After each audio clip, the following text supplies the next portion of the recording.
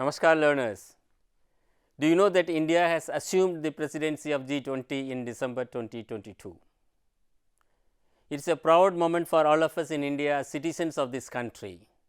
India has assumed the presidency of G20, the group of 20. Learners, do you know how the G20 came into being, its role and place in the global economic and political scene today? Here is a conversation in which Astha, Kannan and their teacher Mrs. Ekta participate and talk about G20. Let us watch the conversation. Namaskar madam and Namaskar Kannan. How are you? I'm fine. How are both of you? Namaste ma'am, I'm fine as well. I'm good too. Ma'am, I would like to know about G20. I read in the newspaper and watched on television news about it. India has taken over the presidency of G20. Our Prime Minister Shri Narendra Modi ji assumed as the chair of G20. Astha, you are very right. Kannan, we are currently holding the presidency of G20. Now, what's so interesting about it? India is one of the largest and oldest democracy of the world. In fact, you can say that we are fountainhead of democracy. And this G20 presidency gives us a forum or a platform to showcase and know the world that what are our democratic ethos and values. Really, I would like to learn about G20. I'll tell you more about G20, but first of all, tell me what is the full form of G20? Yes, I know. Is it group of 20? Yes, I too know it. That's right, it's group of 20. And tell me how many countries are there, or is there any organization or a union available in it? I think all of them are countries. Yes, I think all 20 of them are countries. No. There are 19 countries and one union. Union means number of countries together form a regional organization or a union. And in this, along with 19 countries, we have European Union. European Union is a union of 27 countries of Europe. Madam, I would like to know more about this. Let me tell you about G20. G20 is an intergovernmental organization, or you can call it as a multilateral forum. Now, what do we mean by multilateral forum? Multilateral forum is a kind of forum in which number of countries come together and discuss certain issues which are pressing concerns. Now, you may think about that, what are the pressing concerns? First of all, G20 is like an economic cooperation body, and where we tend to talk about the issues that are of concern to these countries. Interestingly, in G20, we have a combination of developed countries also and developing countries also. Oh, this is great. A forum of many countries. Ma'am, I have a question. You said that this is an intergovernmental organization, which we understand. But you also said that 20 major developed and developing countries are part of this forum. Ma'am, what are these developed and developing countries? Asked a very good question. In fact, we must understand that what's the difference between developed and developing countries. Now, developed countries are the countries, those who have achieved a particular level of economic growth, industrialization, and a particular per capita income. These countries are called as developed because they have a particular standard of living. They have been able to overcome the levels of poverty. They have been able to guarantee their citizens minimum welfare, and these countries are rich countries. Ma'am, could you please tell us what countries are involved in G20? Astha, I'll give you the list and just read it out for your audience. Yes. It is given in alphabetical order. Argentina, Australia, Brazil, Canada, China, France, Germany, India, Indonesia, Italy, Japan, Republic of Korea, Mexico, Russia, Saudi Arabia, South Africa, Turkey, United Kingdom and United States, and the European Union. Now, can you see the list?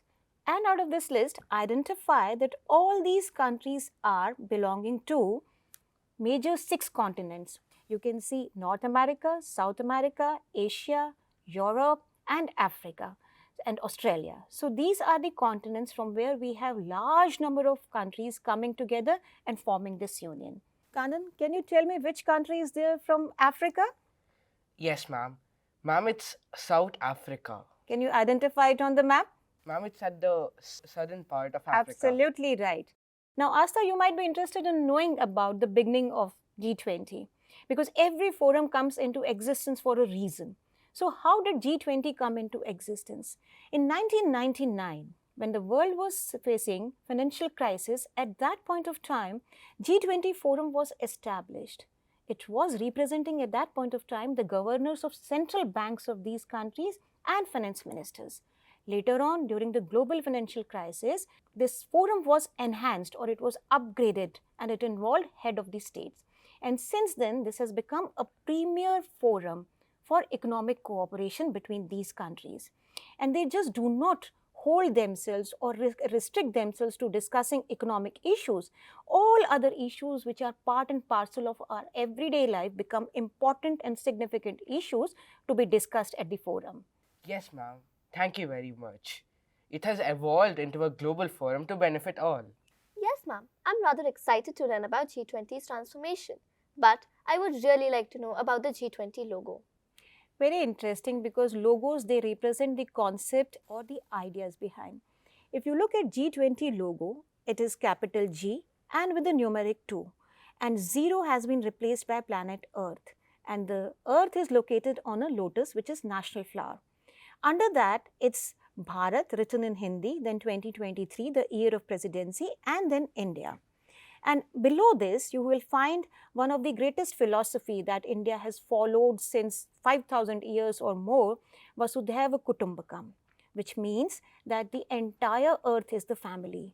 And this is what is getting reflected in the motto of G20, one earth, one family, one future, which shows that all of us are going to cooperate and collaborate via this forum. And one interesting thing that you see in this logo is the color scheme that has been chosen. It shows saffron, green and white, and planet Earth is shown as blue in color. And lotus is something which is very interesting, being our national flower also. This shows that it grows amid challenges. So that is why the logo itself is representative of the idea and the philosophy behind the forum. This is both interesting and inspirational. I feel proud as an Indian. I too feel the same. I would like to add one more thing to this, which is about life. L-I-F-E. What does life stands for? Life stands for lifestyle for environment. As you are aware of Sustainable Development Goals, which are also called as SDGs as a short form. Now, what are Sustainable Development Goals, or what is sustainability for that matter, and why Pradhan Mantri ji spoke about lifestyle for environment? Because when we industrialized, when we developed, we did development at the cost of environment. And now we are facing problems of environmental crisis or climate change. Pradhan Mantri Modi ji proposed this idea during COP26 at Glasgow in 2021. What is COP26? Conference of Parties, where he talked about having a sustainable lifestyle which does not adversely impact our climate. And this is how we can conserve our resources. And this is where, when we talk about life or sustainability development, then we are also addressing these sustainable development goals which we need to keep in our mind while paying all respect to the environment, climate and the resources.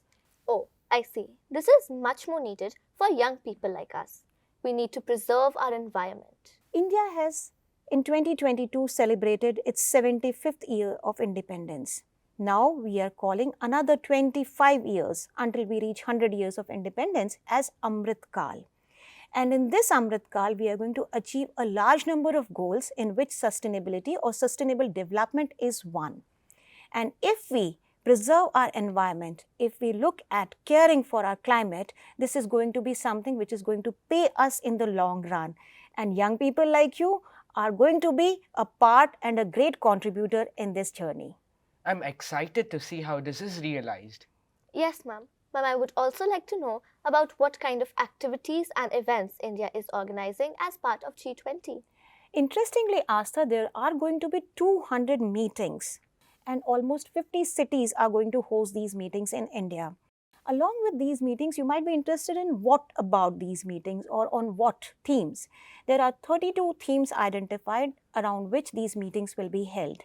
and a large number of activities and other areas would be covered which are part and parcel of these 32 theme areas. Ma'am, what are the guest countries invited? The guest countries are invited in order to participate directly or indirectly in the discussions which are going to happen under different themes in G20.